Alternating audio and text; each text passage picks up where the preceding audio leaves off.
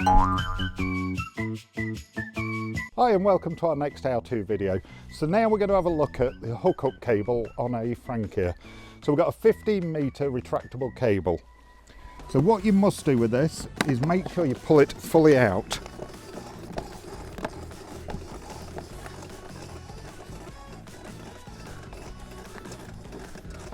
Till we get to the yellow sticker, and then just pull it out, keeping it level. If you lift it up or down, it will retract on its own. Make sure the yellow sticker's out, and then even if you're next to the post, just clear it out under your van. Because if you don't, what it does, it will eat up and it will trip out.